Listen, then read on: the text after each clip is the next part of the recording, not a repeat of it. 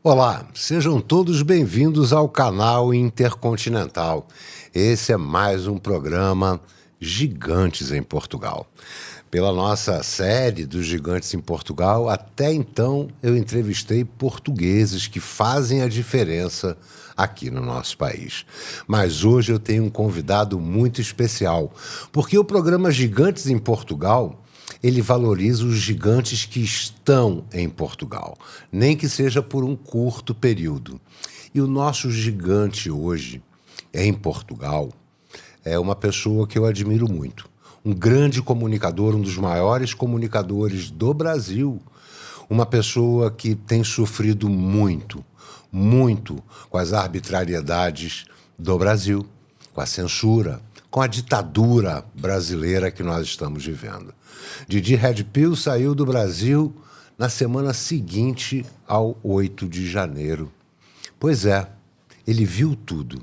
Ele é testemunha ocular e jornalista ali, presente naquela barbaridade que aconteceu, aquela grande armadilha, aquela grande arapuca que fizeram contra os patriotas brasileiros. Claro que ali no meio tinham pessoas que eram vândalos, só que eles não faziam parte do grupo dos patriotas. Tinha gente, nós já vimos imagens, antes de começar, antes do povo que desceu do acampamento chegar, pessoas já lá dentro quebrando. Aquilo tem toda a cara de uma grande armadilha, mas o Didi sabe muito bem como aconteceu. Sabe por quê? Porque ele estava lá. E por estar lá, ele teve que se refugiar na Europa, como tantas outras pessoas foram para diversos países do mundo, como eu mesmo, que estou aqui em Portugal.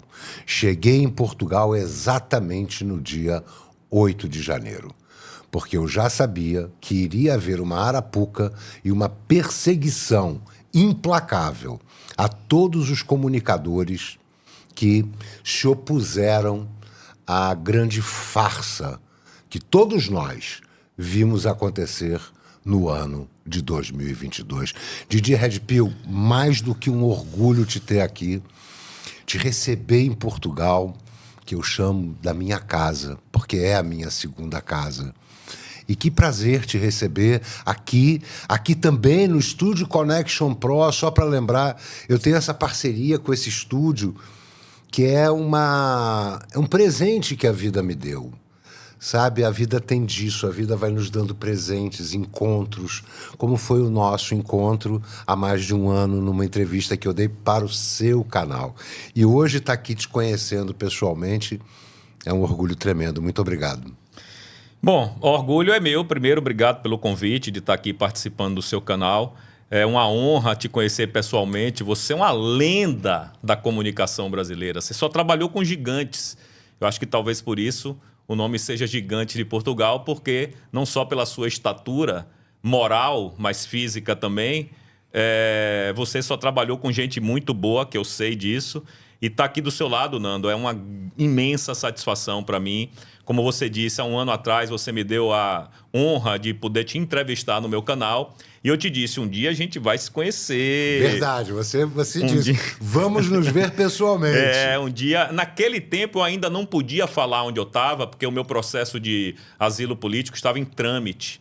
Então eu estava super na moita, assim, continuava fazendo as minhas lives no meu canal. Tava na cautela, né? Isso, todo mundo te disse, você tá onde, e eu não podia falar, porque, como eu falei, o meu processo de asilo político estava em andamento e eu não queria melar, entendeu? Agora que todo mundo sabe onde eu tô, não tem problema nenhum. E eu sabia que ia te encontrar porque eu estava na Europa. Você não sabia que eu estava na Europa. Não, eu não sabia. Mas eu sabia que eu estava na Europa, entendeu? Eu falei, um dia eu vou lá em Portugal e a gente vai se encontrar. E estamos aqui. Que bom, que bom. Então vamos lá, vamos reprisar essa loucura toda. O ano de 2022. No Brasil não se pode falar das urnas. É um pecado, é um crime. Mas podemos, vamos lá, para não correr nenhum tipo de risco, até da live cair, podemos dizer que houve uma série de fraudes no ano de 2022, nas eleições, interferências do judiciário no nosso legislativo, porque era para termos tido, em 2022, algumas urnas com a impressão para uma possível contagem pública, escrutínio público, que é amparado pela nossa Constituição. Então, portanto, no meu ponto de vista, foi uma eleição inconstitucional. Eu concordo inteiramente, né? Voto com o relator. E concordo com você. O 8 de janeiro é um reflexo de uma eleição a qual a população não acreditou. Se a população tivesse acreditado, estava tudo certo, Nando. Veja bem, nós patriotas, a gente não se incomoda de perder. Nem, obviamente, muito menos de ganhar. Mas assim, desde que você tenha tudo claro, cristalino. Você perdeu, Lula ganhou, beleza, toma aí, cara, leva para você. Certo? Você ganhou, tudo bem.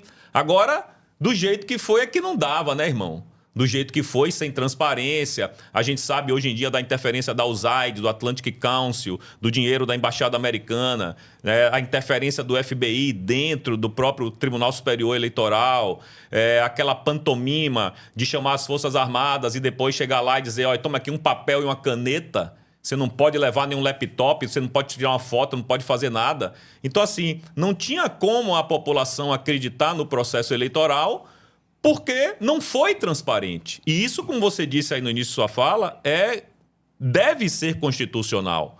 E eles não respeitaram. As pessoas insatisfeitas foram para a porta do quartel. Eu passei 63 dias na porta de um quartel, seu Nando. 63 dias, cara. Tem noção do que é isso? Passar 2 meses na porta de um quartel, bicho? Eu passei o Réveillon de 2022 para 2023, o Natal de 2022 na porta de um quartel, com meus compatriotas patriotas, e foi muito bacana. Só que aí descambou lá para o dia 8 de janeiro, né? Como você bem explicou aí, o quebra-quebra começou muito antes do povo chegar na Praça dos Três Poderes, e aí, a partir daquilo ali, o Brasil, eu gosto de parafrasear Churchill, uma cortina de ferro desceu sobre o Brasil naquele dia. Inclusive, Didi, eu lembro nessa época da virada do ano, Lula assumindo, subindo a rampa. No meu último programa, o último que eu fiz no Brasil, eu até conversei com o público dizendo não saiam da porta do quartel, não desçam à esplanada dos ministérios, porque para mim, vou te dizer para mim, estava muito claro que existia uma arapuca, tanto que no dia 8 eu já estava aqui. Estava muito claro que ia haver uma arapuca. E isso ficou claro um mês antes. Lembra da prisão do Sererê? Lembra dos black blocs descendo dos hotéis, mascarados, Sim, com as mochilas, coquetéis Molotov, tocando terror em Brasília? Sim. Ali já era o prenúncio. Porque o Brasil precisava ter a sua própria cena do Capitólio. Exatamente. Então, todos nós que tínhamos alguma informação sabíamos que tinha uma arapuca sendo formada. Então, você percebeu isso, claro, você é um comunicador, você é uma testemunha do fato, porque você comunica fatos. Como é que foi essa descida da esplanada? Como é que foi essa sua participação registrando aquele momento? Como é que foi para chegar lá e como é que foi a sensação de estar ali? É curioso isso, porque você teve essa sensação, você teve esse feeling de que alguma coisa de ruim poderia acontecer. Alguns amigos meus me falaram, porra, Didi, não vá para Brasília, não vá para Brasília. Falei, porra, por que não, cara? Eu tô aqui há 63 dias na porta de um quartel em Salvador. Não aconteceu nada, eu vou para Brasília, não vai dar nada. E quem me disse para eu não ir foi o André Porciúncula, que era o ministro da Cultura de Bolsonaro, que é um grande amigo. Ele falou, Didi, não vá, não vá, não vá. E eu teimosamente fui. Mas eu acredito em destino, viu, irmão? Eu acredito em destino. Eu acho que Deus dá o fardo conforme você pode carregar. E fui para lá, minha vida mudou de perna na cabeça. Hoje eu sou um asilado político. Mas eu vou voltar, que acho que a gente vai falar disso um pouco mais para frente. Então, assim, fui lá fazer meu trabalho jornalístico, né? Mostrar como era o dia a dia. Porque o acampamento do QG de Brasília foi o maior do Brasil. Em um dado momento, aquilo ali era uma mini cidade. Chegou a ter 20 mil pessoas ali, cara. Você não tem noção de quantas barracas tinha ali, Nando. E olha que quando eu fui, já tinha 2/3 da barraca já tinham ido embora, cara. Só ficou um terço e tinha lá, sei lá, 5, 6 mil pessoas ali. E aí vai ter uma grande manifestação no dia 8, lá em Brasília. Vamos tentar cobrir essa manifestação. Beleza, eu cheguei 2 dias antes de Brasília. Fiz lá o meu trabalho jornalístico, entrevistando um, entrevistando outro, mostrando como era a cozinha do acampamento. Todo dia chegava uma cacetada de mantimentos, doações da própria população para manter o acampamento andando, etc e tal. E aí, no fatídico dia 8, cara, eu estava dentro de uma barraca, entrevistando uma pessoa, quando eu estou ouvindo passos, né? Pessoas caminhando, e eu sem entender direito o que era aquilo. Aí daqui a pouco alguém falou, embora Didi, embora Didi. Eu falei, pô, embora pra onde? Aí quando eu saí da barraca já estava em marcha a população indo lá para a Praça dos Três Poderes. Vale ressaltar que essa marcha saindo do quartel foi absolutamente controlada pela Polícia Militar do Distrito Federal, que organizou... Passou por várias barreiras. Passamos por 2 barreiras lá na Praça dos Três Poderes. Teve a primeira barreira próximo da rodoviária de Brasília e uma outra uns 100, 150 metros depois, como muito, uma segunda barreira de policial. Aquilo ali aconteceu porque eles quiseram que acontecesse. Poderia ter barrado todo mundo ali. Tinha uma barreira de policial assim, um do lado do outro, durante toda a extensão da Esplanada dos Ministérios, que você conhece. Não é pequeno, é grande. E eles poderiam ter barrado ali.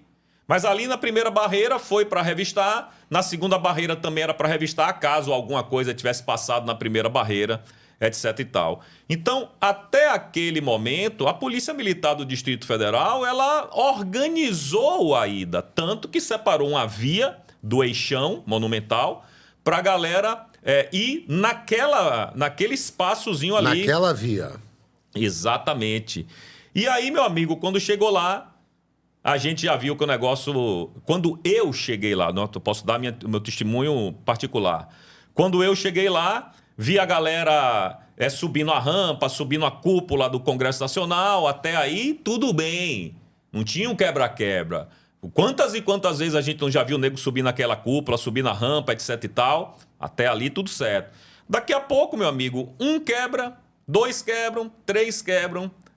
Aí... começou, de fato, o quebra-quebra. Antes de eu chegar lá, eu, que estava fazendo a live, é bom ressaltar aqui algumas coisas da minha live. Minha live tinha 230 mil pessoas assistindo simultaneamente. Todas as minhas imagens, não, mas muitas das minhas imagens foram utilizadas pelas 4 maiores redes de televisão do Brasil. 40 outros youtubers repercutiram a minha live. Ou seja, usaram minha live em 40 outras lives. Trechos da live com as imagens.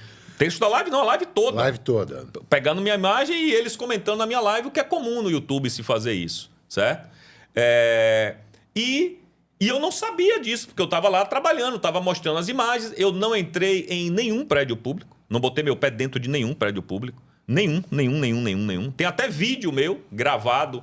Eu no estacionamento do STF, o STF todo destruído, eu vi a Débora pintar de batom. Eu vi. E o curioso, não só a Débora, vários subiram naquela estátua naquele dia. Vários. O nego botou boné, o nego botou camisa, o nego botou bandana. Agora a Débora teve o azar, infelizmente para ela, de pintar o Perdeu o Mané ali, o que ela foi caguetada por uma pseudojornalista da Folha de São Paulo, né, que é um absurdo. Isso não é jornalismo, isso é colaboracionismo, né? Os franceses sabem muito bem do que é que eu estou falando na Segunda Guerra Mundial. E aí, cara, depois que começou o quebra-quebra, começou no Congresso Nacional, depois foi para o Palácio do Planalto e, por fim, no Supremo Tribunal Federal. Você até entende assim, entre aspas, o que aconteceu no Congresso, porque... de vez em quando o MST ia lá, invadia, quebrava coisa, outra, etc e tal. Mas o que aconteceu no Palácio do Planalto, que é guardado pelo Exército, aquilo não tem explicação. Aquilo não tem explicação. O que aconteceu dentro do Palácio do Planalto aconteceu porque o Exército Brasileiro quis que acontecesse. Ou quem manda no Exército, no caso, o presidente Lula, naquela época era o GSI do G. Dias, etc e tal. Então... não, eu conversei com muita gente depois e sempre me falaram, galera, ô Didi, ali tem um contingente de soldados para dar tiro. para matar. Não pode invadir a casa do presidente. É área de segurança nacional. A casa não, né? O local de trabalho do presidente. Não pode ser invadido. Tem um contingente ali justamente para isso. E naquele dia o contingente não estava 100%, não é, Nando? Que coincidência. E quantos avisos o GSI já no governo Lula emitiram sobre os riscos do dia 8? Então vamos lá, só para eu entender agora de quem estava ali presente. Teve um momento que estava todo mundo ali pelo gramado, na rampa, e que vieram helicópteros, começaram a soltar bombas nessas pessoas. Sim. Vários justificam que entraram nos prédios para se proteger desse lançamento de bombas de uma grande altura. Como é que foi isso? Correto.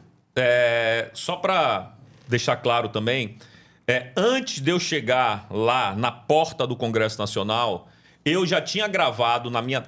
Gravado não, porque estava ao vivo, né? Na minha live eu já tinha mostrado, documentado, 2 infiltrados que foram presos pela Polícia Militar do Distrito Federal. Isso tem na minha live, até tenho essas imagens, porque a minha live caiu depois, né?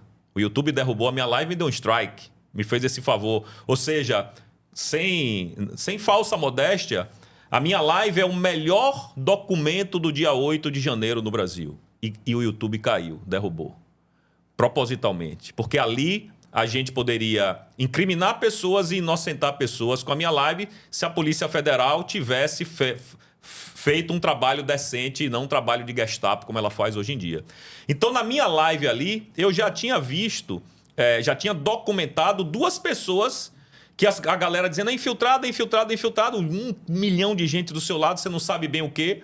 Aí eu fui lá, filmando, né, mostrando, e a polícia militar pega um cara, bota ele no chão, abre a mochila do cara, tinha estilingue, balaclava, pedra, gude. Eu falei, porra, eu passei 62 dias na porta de um quartel. Quantas e quantas manifestações patrióticas tiveram no Brasil sem um papel de bala no chão, porra? Esses já eram os black blocs que estavam mês, 60 dias antes lá em Brasília. Foi quando eu percebi que algo ia acontecer. Brasília foi aos poucos sendo ocupada pelos black blocs, pelos agitadores e depredadores profissionais, aqueles que nós sempre vimos no Brasil. Isso. Eu vi algumas imagens pelas redes sociais de pessoas fugindo, táticas militares, fugindo de dentro dos prédios de rapel, pelas mangueiras de incêndio. Sim. Aquilo é de quem já estava dentro, organizando a baderna e saiu antes. Sim, eu gravei, eu mostrei na minha live, gente com camisa do PT, cara. Gente com camisa do PT, man, querendo botar fogo dentro do Congresso Nacional. Eu gravando de fora, né? Como eu disse, eu não entrei em nenhum prédio público, né? Porque senão seria mais um crime imputado à minha pessoa. Eu tenho 5 crimes. Eu, um jornalista, tenho 5 crimes imputados a mim, com penas de 17 anos de prisão, né? Como é? Abolição violenta do Estado Democrático de Direito e golpe de Estado. Que é a mesma coisa, mas eles estão botando 2 de sacanagem mesmo para botar mais anos de cadeia nos patriotas. Depredação de prédio público, sendo que eu, na minha live, eu dizia, não invada, não quebre, não faça nada disso. Isso foi imputado à minha pessoa também. E associação criminosa armada, como senhoras e senhores que estavam lá. Voltando ao helicóptero, você tem toda a razão. Tinham 3 helicópteros da Polícia Federal soltando bomba de gás lacrimogêneo lá de cima, que depois eu soube que isso é proibido, não pode fazer. Você nunca viu isso acontecer em manifestação de MST, rapaz? Nem manifestação de lugar nenhum. Então, isso é um fato. Tinham muitas senhoras, tinham muitos senhores. E, porra, eu que não me considero tão coroa assim. Passei mal em dado momento durante a minha live, eu passei mal de tanta bomba de gás lacrimogêneo, gás de pimenta, bomba de borracha, bala de borracha. Eu passei mal, só que eu sou macaco velho, né, velho? Eu já participei de uma cacetada de manifestação estudantil contra a Polícia Militar da Bahia. O povo foi empurrado, então, para dentro dos prédios para ter que se proteger. Exatamente. Principalmente os mais idosos, cara. E é isso que me dói. É isso que me dói. Porque eles sabem que os idosos entraram nos prédios públicos para se proteger. E aí, depois todos foram presos. Por quê? Porque invadiram o prédio público. Não, a polícia militar, a polícia federal, vamos dar nome aos bois, a polícia federal nos seus helicópteros jogando bomba de gás lacrimogêneo lá de cima. Como eu disse, é proibido em qualquer manifestação. E, claro, os idosos iam para onde, pelo amor de Deus? Vai entrar num prédio público, né, para se abrigar. Claro. E aí, infelizmente, depois todos foram presos, né, por invasão de prédio público. E fora o dia da perfídia, que foi o dia 9, aonde foram para o acampamento, sempre ordeiro, deram o comando para que as pessoas saíssem dali, que entrassem nos ônibus, Sim. que seriam levados para uma área federal, todo mundo imaginando, não, tá, vai ser desmobilizado o acampamento, vão nos levar para alguma área onde os ônibus virão Sim. nos buscar. E levaram essas pessoas. Veja, ninguém se opôs, ninguém brigou, não teve quebra-quebra, ninguém ameaçou polícia, nada. Veja que era um povo ordeiro e pacífico, tanto que chegou lá, não, entrem, tá tudo bem, vocês vão para uma área federal. E caíram naquela armadilha cruel, uma das piores armadilhas que eu já vi na minha vida contra pessoas de bem. E aí ficou o dia da perfídia. E a partir daí começaram esses processos absurdos que nós estamos vivendo no Brasil, sem individualização, sem imagem. Você mesmo, quantos crimes? 5. 5 crimes. Você está falando com um criminoso. 5 crimes só por estar lá fazendo a sua função, que era informar. É isso? Exatamente. Sem ter entrado em prédio público nenhum. Sem ter entrado em prédio público nenhum. E o Exército é uma vergonha, né, cara? O que o Exército fez é uma vergonha. Tem um detalhe aí. Não é que pegaram as pessoas no quarto... Eu já não estava lá no dia 9 de janeiro, já não estava mais em Brasília. Naquela noite, eu me piquei de Brasília, porque eu vi Brasília em estado de sítio, que foi declarado garantia da lei e da ordem. Tudo que disseram que Bolsonaro ia fazer, eles fizeram. Naquele dia, destituíram o Ibanez, o governador do Distrito Federal, e implantaram a GLO, né? A tão falada GLO. E aí, o Exército pegou aquelas pessoas no dia 9, botou dentro de um ônibus e rodou por 6 horas dentro de Brasília. Não é que pegou no acampamento e levou lá para o que hoje é conhecido como campo de concentração. Não, os caras rodaram por 6 horas. Com senhoras, senhores, menino, cachorro, literalmente, menino e cachorro dentro do ônibus. Nós vimos essas imagens. E isso aí, General Dutra, ninguém vai esquecer da sua perfídia que o senhor cometeu, não, viu, General Dutra? Seu nome vai ficar marcado para o resto da vida, da história do Brasil, como um verme que o senhor é. O senhor é um verme. O que o senhor fez é um absurdo. O senhor sabia que o que o senhor estava fazendo era errado e, mesmo assim, entregou um bocado de gente de mão beijada para a Polícia Federal. E hoje em dia, eles estão respondendo esses processos porque o Exército corroborou com isso, infelizmente. Cara. Então vamos lá, Didi. No próprio dia 8, você percebe que... Tardiamente, que foi dado um golpe de verdade no Brasil. Isso. Já estava tudo prontinho, as narrativas prontas. Perfeito. Pessoas já sendo presas. E você sai de Brasília e como é que você depois consegue sair do Brasil? E em que época foi isso, a sua saída do Brasil e a sua vinda, agora todo mundo sabe, para a Europa, para a Polônia? Curioso, olha só. Naquele dia, cada esquina de Brasília tinha um camburão, tinha um carro da Polícia Federal, etc e tal. E eles começaram a ir em hotel para saber quem eram os patriotas que estavam nos hotéis, etc e tal, porque no acampamento eles já sabiam que a galera estava lá. Então, E o acampamento já estava cercado. Já estava cercado. Quando eu cheguei no meu hotel, que eu estava no hotel perto da torre de TV, na hora que eu cheguei no hotel, tinha 5, 6 carros da Polícia Federal, 20 agentes no lobby. Eu falei, vixe Maria, os caras estão atrás de mim. Aí eu falei, não posso dormir aqui. No dia seguinte, eu tinha passagem de avião para voltar para Salvador. Eu falei, eu não posso ir para o aeroporto. Se eu for para o aeroporto, esses caras vão me grampear lá. Né? Na minha cabeça, de terror naquele momento. Aí o curioso é o seguinte, eu estava com um grande amigo, que eu não vou dizer o nome para preservar, ele passou um tempo preso na Papuda. E ele falou para mim, Didi, Não durma no hotel não, cara. Venha dormir no acampamento. Eu falei, não, cara, não vou dormir nem no hotel nem no acampamento. Eu não vou dormir em Brasília. Ele falou, não, cara, no acampamento tá tranquilo, bicho. Vamos pro acampamento, você dorme lá na minha barraca, sai aí do hotel, venha pra barraca porque vai ser mais seguro. Eu falei, cara, não vai, brother. Ali eu já vi que a cortina de ferro tinha baixado e eu falei, porra, não vá. E hoje talvez ele assista esse podcast e eu tenho alguma coisa dentro de mim que diz assim, porra, por que você não insistiu para ele vir com você, entendeu? Por que você não insistiu para ele vir comigo, pra gente sair de Brasília junto? Eu falei, então tá, cara, eu não vou não, vá lá, depois a gente se vê.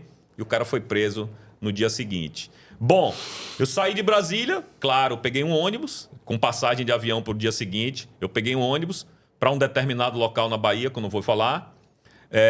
De lá eu fui para Salvador.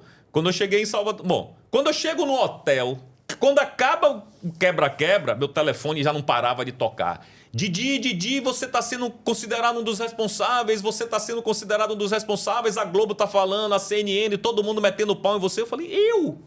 Como é que eu fiz, pelo amor de Deus, bicho? Vocês estão loucos? Não, é engano. Não pode ser. Vocês estão malucos. Não, cara, sai daí, você é doido, sai daí. Aí o terror na minha cabeça, né, bicho? Aí eu falei, porra, se eu for pro aeroporto, o nego me grampia. Se eu ficar no hotel, o nego vai me grampear. Aí peguei minha mochila, tirei a roupa que eu tava, joguei fora, joguei no lixo, troquei de roupa, fui pra rodoviária rezando pra que não tivesse tanta polícia assim na rodoviária. Aí peguei um ônibus lá pro interior da Bahia, deu tudo certo, graças a Deus. Depois fui pra Salvador, passei 3 ou 4 dias em Salvador com a cabeça a mil, né, cara? Nem pra casa da minha mãe eu fui, porque eu morava com a minha mãe, eu não queria prejudicar a minha mãe, fui pra casa de um amigo. E aí só fui em casa mesmo pegar uma mochila de roupa. Eu saí do Brasil com uma mochila de roupa, meu laptop, 2 celulares e 10 peças de roupa, cara. Larguei minha casa, minha moto, meu carro, meus amigos, minha família, minha mãe de 81 anos, que era eu que cuidava. Larguei tudo para trás e aí começou a minha peregrinação para sair do Brasil, né? Há uns 5, 6, 7 dias depois. Aí eu falei, porra, eu só posso sair pelo Brasil através da fronteira seca. Eu tenho que sair andando. E aí peguei um buzu, fui para Ponta Porã, divisa com o Paraguai, atravessei e rezando, né, meu irmão, para o nego não parar o ônibus no meio do caminho, né? O Brasil já estava uma loucura. E aí fui para Ponta Porã, passei por várias cidades antes, outras capitais. Cheguei em Ponta Porã, atravessei andando, falei, ufa, sabe quando você tira um peso das costas? E olha que era Paraguai, viu? Com todo respeito aos paraguaios, mas Ponta Porã e Pedro Juan Cabaleiro é uma cidade que uma se mistura com a outra, que você não sabe onde começa uma, termina a outra, e a Polícia Federal podia simplesmente me pegar no Paraguai, como pegou depois o Bismarck. Uhum. E aí, de lá de Pedro Juan Cabaleiro, eu peguei um buzu para Asunción, del Paraguai. De Asunción, eu peguei um voo para Bogotá, Costa Rica. Aí disso aí eu fui ficando um pouquinho em cada país. Uhum. Da Costa Rica, eu fui para Alemanha, depois para Polônia, onde eu pedi meu asilo. Por que a escolha da Polônia? Boa pergunta. Porque, olha, assim, eu conheço pessoas que estão por Portugal, pela Itália, França, Espanha, Estados Unidos e diversos outros países. Mas você é a primeira pessoa que eu conheço que fez a opção da Polônia. Por quê? Bom, a minha primeira opção seria Estados Unidos se eu tivesse o visto. Se eu tivesse o visto americano, eu teria ido para os Estados Unidos e eu teria pedido asilo e o asilo me seria concedido. Como o Alan pediu, Alan dos Santos, como a doutora Ludmila pediu, como o Monark pediu. Tem outros famosos que pediram, mas eu não vou dizer quem são não, porque eu não tenho autorização para falar. Então, assim, se eu tivesse ido para os Estados Unidos pré-Trump, eu teria conseguido meu asilo. Hoje é mais difícil com Trump. Mas antes, não. Então, eu teria dado entrada no processo e teria conseguido. Mas por que é que eu escolhi Polônia? Não fui eu que escolhi Polônia. Você, meu amigo português que está me vendo, quem me escolheu Polônia foi essa aqui, ó. Foi Nossa Senhora de Fátima. Foi um sonho. Eu estava na Costa Rica, quando Nossa Senhora falou Polônia, Polônia, Polônia, Polônia, Polônia, Polônia. E eu, Polônia, Nossa Senhora? A senhora tá louca? Olha só como eu sou um miserável, né? Um infeliz. E aí, ela me falou num sonho, vá para Polônia. 3 dias depois, eu peguei o voo para Polônia, cara. Então, assim, eu não foi escolhido assim, eu nunca escolheria a Polônia. Nunca escolheria a Polônia. Porra, a mentalidade que eu tenho da Polônia, que o afegão médio no Brasil tem, é um país atrasado, um país da cortina de ferro que está lá com seus trabantes andando pela rua, um país frio, muito frio, um povo que não é tão quente, digamos assim, um povo que não é tão amistoso. Então, Polônia é o último lugar que um brasileiro pensaria ir. Mas não fui eu que escolhi, foi ela. E aí eu fui. E olha só, fui para Polônia. Você falou aí que Deus bota umas pessoas na nossa vida, né, cara? Exato, eu sou um homem de fé. Eu também. Eu ouço muito as mensagens que Deus nos dá, às vezes são vozes diretas, como Nossa Senhora de Fátima para você, e às vezes é através do Sexto improvável. sentido, né? Não, às vezes é através até do improvável. Alguém, alguma coisa que você Sim. ouve na rua e que dá o start, né? Sim. Mas também responde uma coisa. Aí você chega lá em Varsóvia, claro que não pode dizer para ninguém aonde está, e continua e recomeça a sua vida como comunicador. Sim. E não parou, e não para, você é uma pessoa incansável. Verdade. E isso também te leva a grandes outros encontros, como o encontro com o Pitoli, né? Com você. Comigo, esse encontro entre comunicadores. E você vai crescendo. Eu percebo que esse período que você não podia dizer onde estava deve ter sido muito angustiante para você. Como é que foi pessoalmente estar fora do seu país, sabendo que não pode voltar e nem poder dizer aonde está? Foi difícil, foi uma fase muito difícil, porque, veja bem, Nando, quando eu estava dentro do voo de San José da Costa Rica para Frankfurt, né, que é onde a gente faz a alfândega para ir para a Polônia, Deus bota pessoas no nosso caminho. Estava conversando com o Marcelo isso ontem e com a Tânia. Dentro do voo, tinha uma senhora que estava atrás de mim, que ela perguntou alguma coisa para a aeromoça lá sobre o voo, a conexão de Frankfurt para Varsóvia. Aí eu olhei e falei, pô, essa mulher vai para Varsóvia, vai para o mesmo lugar que eu. Aí, conversei com ela, né, em inglês, eu cheguei, pô, eu tô querendo ir para Varsóvia também, a gente vai pegar o mesmo voo, a gente pode ir junto, para você me explicando mais ou menos como é a cidade, porque eu quero pedir asilo político em Varsóvia, na Polônia. Ela falou, asilo político? Ela não, sem entender, eu expliquei um pouco do que aconteceu, mostrei uns vídeos, mostrei umas fotos que eu tinha no celular. E esse anjo, chamado Magda, ela me ajudou. Quando a gente desembarcou em Varsóvia, eu, na minha ilusão, achava que eu teria que pedir o asilo político no aeroporto, né? Porque geralmente é assim, a gente acha que é assim. Aí eu cheguei, pô, Magda, me ajuda lá, você é polonesa, né? Explica pro cara lá que eu quero pedir um asilo político, só isso. Depois você segue sua vida, eu sigo a minha.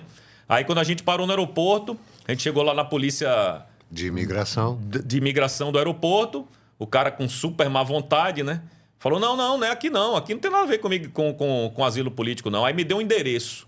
Falou, você tem que ir para esse endereço. Falei, beleza. Aí eu fui pro endereço que o cara me deu, tava errado, né? O policial me deu o endereço errado. Aí nesse lugar me deram o endereço certo.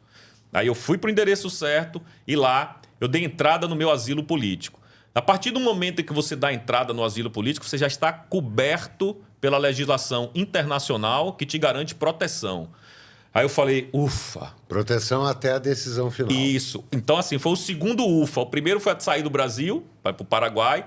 E o segundo foi quando eu dei entrada na papelada. Certo? Naquele dia, eles te dão uma carteira de identidade provisória e que você tem que renovar a cada 2 meses. E aí... a angústia, né? Você falou aí. Aí começa, de fato, a angústia, porque não se sabe se seu pedido vai ser aceito ou não, num país do leste europeu que não tem nenhuma ligação com o Brasil, nenhuma, zero. E eu não sabia, né? Cada dia eu pedia a Nossa Senhora, que eu sou um fervoroso católico, eu pedia, a Nossa Senhora, me deixa ficar aqui, eu quero ficar na Polônia, eu preciso ter um lugar para chamar de meu, né? Eu era um cara que não tinha uma apátrida, digamos assim. E aí, durante esses quase 2 anos, porque como o meu pedido foi um pedido sui generis, veja bem, Nando, eu sou o primeiro brasileiro, desde o final da Segunda Guerra Mundial, a pedir um asilo político na Polônia. Não teve outro brasileiro que escolheu a Polônia para pedir um asilo político. Então eles não sabiam como lidar comigo. Todo santo dia na Polônia entra bielorrusso pedindo asilo político, ucraniano pedindo asilo político, até russo pedindo asilo político, né? E para essa galera sai em 6 meses. Porque os caras estão em guerra por causa disso, por causa daquilo outro. Mas no meu caso, ele não tinha a menor noção de como lidar com um brasileiro. Entendeu? Então, assim, meu processo demorou muito. Eu fui umas 40 vezes para essa oficina de estrangeiro de Varsóvia. Fiz entrevistas que duraram 7 horas de entrevista. Aí você vai perguntar, como? Você não fala polonês? A mulher não fala português? Aí, como eu morei 10 anos na Espanha, eu falo bem espanhol. Conseguiram uma intérprete de espanhol para o polonês. E essa intérprete também foi outro anjo na minha vida que me ajudou muito. Traduziu direitinho. E coisas curiosas aconteceram nesse pedido de asilo. Por exemplo, você tem direito a um advogado, desde que seja dentro da Polônia. Você tem direito a uma testemunha, desde que seja dentro da Polônia. Como é que eu, de Salvador, teria dinheiro para pagar um advogado na Polônia? Que testemunha eu ia encontrar lá dentro da Polônia que fosse testemunhar para mim um brasileiro? Você acredita que eu achei? Caramba. Foi Nossa Senhora de Fátima que te mandou para lá. Aí, olha só. Aí eu cheguei lá e bati pé. Eu falei, não, a Polônia é um país democrático. Eu preciso que meu advogado no Brasil, porque eu já tinha constituído advogado no Brasil por causa do meu processo da Suprema Corte, os 5 processos que eu respondo. Eu falei, não, senhor. Eu tenho advogado no Brasil, vocês vão ter que ouvir ele, mas não pode, a gente não abre exceção para ninguém. Eu falei, vai ter que abrir. Vocês vão ter que abrir exceção. É um absurdo um país democrático não querer ver meu advogado. Eu não tenho dinheiro para pagar advogado aqui. Vocês vão pagar meu advogado? Não. Então vocês vão ter que ouvir meu advogado. Os caras ouviram. Abriram uma exceção pela primeira vez na história e ouviram meus 2 advogados por videoconferência, cara.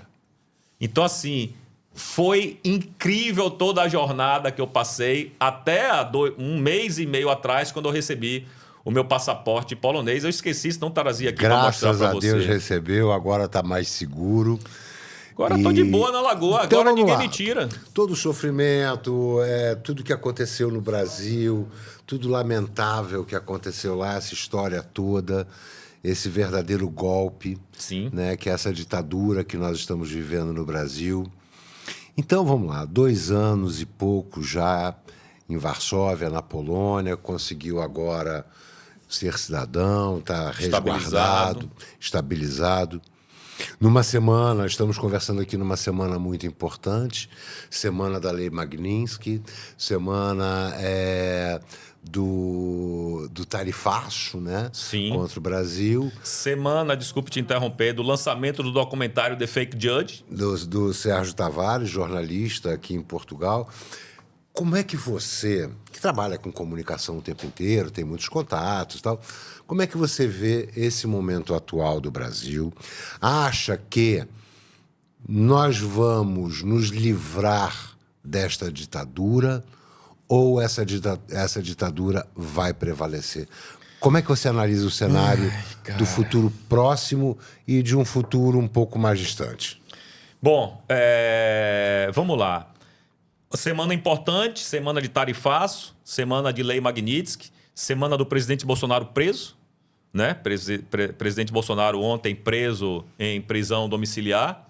A ditadura não dá sinais de recrudescimento, né? Ela está cada vez dobrando a aposta, como todo mundo está vendo aí. Mas eu acho que pela primeira vez a ditadura do Brasil encontrou um adversário à altura. As nossas vias constitucionais e legais dentro do Brasil para resolver o problema, elas estavam obstruídas por quê? O Congresso corrupto está na mão, está no bolso da Suprema Corte. Alcolumbre não vai fazer nada, Hugo Mota não vai fazer nada, porque são dois corruptos e eles têm vários processos na Suprema Corte que eles não podem bater de frente com ela. Sobraria o quê? O Judiciário. Mas o Judiciário é o maior problema. É o grande problema. É o grande problema, é o Judiciário. Então, outra via obstruída. Executivo faz parte do consórcio que governa o Brasil hoje em dia, também não teria como resolver. Só restava para o Brasil a alternativa exterior. E graças ao trabalho honroso e glorioso do meu amigo Eduardo, do meu amigo Paulo Figueiredo, nosso amigo, né? Nossos amigos. Nossos amigos. Graças ao trabalho de formiguinha, um trabalho... Inclusive, só deixar um recado aqui para os nossos espectadores.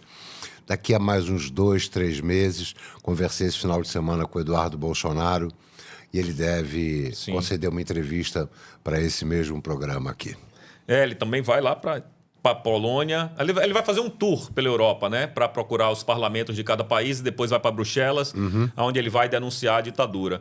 Então, assim, graças a esse trabalho do Paulo, do Eduardo, batendo de porta em porta, sendo recebido por tomando porta na cara, que claro que tem também, a gente começou a vislumbrar uma luz no fim do túnel. E essa luz começou a vir através da Magnitsky com o ministro. Então, assim, não consigo responder a sua pergunta porque é uma coisa difícil qualquer um dizer como vai se comportar a ditadura, né? Não existe ditadura que, tá, tudo bem, eu vou abandonar aqui, vocês tomam conta do Brasil aí, eu vou para casa. Ditadura não recua. Exatamente. A gente tem milhões de exemplos aí durante a história do mundo todo. Ditadura tem que ser derrotada, nenhuma ditadura recua. Exatamente. Só que agora eles encontraram alguém à altura. Agora eles encontraram alguém com poder de fogo. Quando eu falo poder de fogo, não estou falando poder militar, que tem, mas não vai ser usado no nosso caso. Poder de fogo suficiente para bater de frente com esse cara, que é o ditador do Brasil, chamado Alexandre de Moraes, que não está sozinho. As pessoas se enganam bastante, né? Achando que ele é o dono do mundo. Não, ele não é. Ele é apenas ali a cara que dá a cara da ditadura tem nome, é Alexandre de Moraes do Brasil, mas tem todo um suporte por trás dele que deixa ele fazer o que ele faz. Tanto dentro da Suprema Corte, quanto dos homens poderosos que governam o Brasil nas sombras. E aí eu falo mesmo do mercado financeiro, eu falo da Faria Lima, que é essa galera que também dá sustentação. Então, assim, eu acho que Trump deu a Magnitsky para ele, não deu para a esposa, nem para o resto do ministro, para dizer, olhe, tome aí. Eu vou destruir a vida de um cara só. E destrói. Apesar da mídia brasileira ficar nessa conversa fiada de que o ministro não tem casa em Miami, o ministro não tem conta lá, não vai dar nada? Não vai dar nada? É uma ação didática. Isso. Vocês vão ver se não vai dar nada. Então, assim, eu acho que Trump tem o poder, tem a vontade, porque às vezes você tem um poder e não quer fazer. Eu vou me meter lá no Brasil, aquela república de banana, não tô nem aí. Só que ele não quer entregar o Brasil para a China. Ele quer que a área de influência da América Latina volte para a mão da América. E ele deixou isso muito claro com a Colômbia, deixou muito claro com o Panamá, por exemplo. Então, ele está tentando retomar a influência no mundo todo, principalmente no quintal dele, que é a América Latina, Caribe, América Central, etc. e tal. E eu acho que agora sim a gente tem uma possibilidade de voltar, né? Eu espero... Eu sou um asilado político, cara. Eu quero voltar para minha terra um dia, entendeu? Eu amo a Polônia. Eu amo mesmo. Quando eu falo amo, não é da boca para fora, não. Eu amo a Polônia. Foi o país que abriu a porta. Foi o país que disse, pode ficar aqui que eu te protejo, meu filho. Mas todos sonham em voltar para o Brasil. Pois é. Mesmo que criem novas raízes, novos laços. Meu exemplo, por exemplo, estou aqui em Portugal e estou criando novas raízes. Aos 60 anos tive que recomeçar uma vida profissional. Larguei uma produtora enorme para trás para começar sozinho. E, claro, então, eu não sei, eu vou falar de mim, eu não sei nem se eu penso, mesmo que acabe a ditadura, em voltar a morar no Brasil e ter que voltar para recomeçar tudo mais uma vez. Mas só de saber que existe a liberdade de podermos ir e vir Sim, no nosso país, na nossa pátria mãe, nem tão gentil, sim. é o nosso sonho, é o que precisa acontecer. Então, a gente está chegando já bem próximo ao fim do nosso programa, desse podcast. Que recado, com toda essa experiência que você teve, né, você daria para o nosso espectador brasileiro que está aí angustiado, como todos estão, com o futuro do Brasil? Não retroceder, né? Eu acho que o que a gente tem que entender é o seguinte: o que a ditadura quer, você brasileiro que está me assistindo, e você português também que assiste bastante esse podcast aqui, o que a ditadura quer é te impingir medo para você ficar em sua casa e não ir nem para a rua. Esse fim de semana o Brasil deu o recado. A gente quer fora Moraes e a gente quer o presidente Bolsonaro de volta ao jogo político. Então, o que a ditadura teme é povo na rua. E um povo acuado, amedrontado, não vai para a rua. Então, o que eu posso dizer é vá para a rua. Aí alguém pode dizer, você está falando isso que você está na Europa. Não, amigão. Quando eu estava aí no Brasil, eu fui para todas as manifestações patrióticas que tiveram em Salvador. E fui até em outros estados também. Participei do acampamento na frente dos quartéis 60 e tantos dias. Então, eu tenho, como diz a esquerda, lugar de fala para dizer para você ir para a rua. Então, não podemos retroceder, temos que ter fé que a coisa vai funcionar. O Brasil é católico, o Brasil se ajoelha, a grande maioria do povo brasileiro ou é evangélico ou é católico. Eu respeito todas as religiões, mas a verdade é essa. E Nossa Senhora não vai deixar o Brasil na mão desses caras, cara. Ela mesmo disse, as previsões de Nossa Senhora, ela disse, o Brasil vai ser entregue ao comunismo, vai ter um banho de sangue, não sou eu que previ isso, mas depois vocês vão vencer. Bom, no comunismo já está, o banho de sangue ainda não veio, eu espero que não venha, mas desmentir Nossa Senhora é impossível, né, cara? Também espero que não venha nenhum banho de sangue, para lado nenhum. Eu espero só que seja feita justiça, que os verdadeiros criminosos paguem na justiça pelos crimes de humanidade, contra a humanidade que estão cometendo. Crimes de tortura hoje no Brasil. O Brasil está no pior momento da história. Mas eu também sou homem de fé. E tenho certeza que nós, como povo brasileiro, que não desistimos nunca, em algum momento, vamos poder festejar a vitória da liberdade. Eu nunca festejo a derrota de ninguém, mas eu desejo e festejo a vitória. A vitória do povo brasileiro, a vitória dessa nação, a vitória desse país e a vitória de cada um de nós. Então, Didi, olha só. Eu até trouxe aqui duas coisinhas. Uma é pequenininho, mas é de coração. Cara, que maravilha, bicho. Pra você sempre olhar Porra, e lembrar do seu amigo. Inacreditável. Só que não é só isso. Valeu, meu irmãozinho. Eu trouxe também. Ó aí, galera, ó, para você, quando for voltar pro Brasil, com muito orgulho, colocar na sua mala. Putz! Que legal. Eu vou viajar bastante aqui pela Europa denunciando a ditadura do Brasil. Então, se você me permite, só aqui, dois minutinhos. Pô, primeiro, obrigado pelos presentes. Eu amei a canequinha, amei aqui o identificador de mala. Vou usar, sim, já vou botar agora na minha mochilinha. Há 2 semanas atrás, Nando, eu estive em Paris, onde eu tive a oportunidade, né? Fui participar do primeiro Congresso Conservador de Paris. Estava lá a Cristina Grêmio, estava lá o senador Jorge Saif, a doutora Carolina Seibold. Tinha uma galera que representava bem os patriotas brasileiros. E eu tive a oportunidade de mostrar para os deputados e eurodeputados franceses e portugueses que estavam lá. O Tanger, como é o nome do Tanger? Antônio Tanger. Seu Antônio Tanger estava lá, me recebeu muito bem, junto com outros eurodeputados. Uhum. Então, assim, eu tive a oportunidade de denunciar a ditadura lá dentro da Assembleia Nacional Francesa e eles, deputados do partido da Marine Le Pen, não sabiam do que estava acontecendo no Brasil. Tive convite já para ir para Londres, para ir para Bruxelas, denunciar também a ditadura. Então eu acho que a nossa missão agora, eu ainda mais como asilado político, é denunciar mesmo. Amanhã, eu sei que o parlamento português está em recesso, mas amanhã o deputado luso-brasileiro Marcos Santos vai me receber dentro do Congresso Nacional aqui em Portugal para uma entrevista onde a gente também vai denunciar a ditadura. Claro que ele, como brasileiro, sabe o que está acontecendo lá também, como a maioria dos deputados e eurodeputados portugueses do Chega sabem do que está acontecendo lá. Então, acho que minha missão agora é essa, cara. Acho que minha missão agora aqui na Europa é essa. Já que Deus me deu e Nossa Senhora me deu a oportunidade de me dar a liberdade e me dar a minha fala, e como eu tenho hoje, sou o primeiro brasileiro asilado político da nova ditadura, eu sou o primeiro. Espero que todos consigam o seu asilo para ter o alívio que eu tenho. Eu acho que a minha missão agora é denunciar a ditadura, Nando. Até porque você é uma pessoa que jamais pararia a sua luta.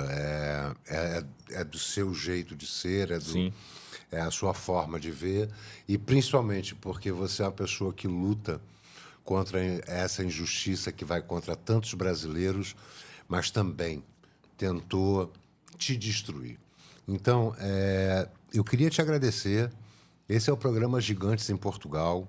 Hoje, podem ter certeza, houve aqui um encontro de gigantes. Gigantes da comunicação no Brasil. Cada um de nós que sempre comunicou, ambos vivendo fora do próprio país pelo medo de uma ditadura.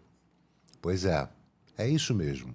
Ambos com medo da ditadura, porque a ditadura, a qualquer momento, qualquer um pode ser vítima de uma ordem absurda, ilegal, inconstitucional e estragar a vida inteira. Então, foi um programa, sabe, Didi, que me deu muita felicidade te conhecer pessoalmente, te entregar 2 presentinhos tão singelos, mas com uma representatividade de carinho enorme para você. Então, te desejo muito sucesso nessa empreitada toda, que eu sei que você é imparável e você vai fazer pela Europa toda. E eu queria, para você que está nos assistindo, pedir para que você reflita sempre muito sobre o Brasil. Não pergunte o que o Brasil pode fazer por você. Pergunte o que você pode fazer pelo Brasil. Porque esse é o momento de cada um de nós fazermos o nosso melhor.